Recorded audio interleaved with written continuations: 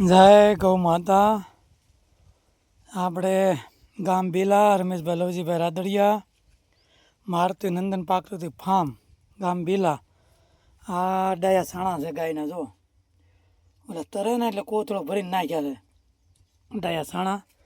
અને આ છાશ અને આ ગૌમૂત્ર, અને 20 દિવસ પીડ્યું રહેવા દેવું આપણે. ઓલા કહે ને ભાઈ હુમિક એસિડ, પણ આપણે ગઈ સાલ પાયો હતો ઘઉંમાં અને ધાણીમાં. છોડ લીલો સમ અને તંદુરસ્ત સારો.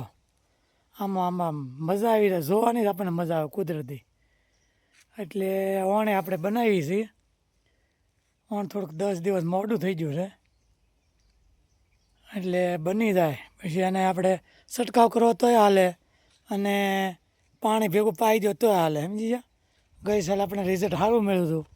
આમાં ન્યુટ્રિશન તો શું આવતો મારો ના જ જાણે, પણ આપણને છોડને મજા આવી જાય છે. અસ્તુ.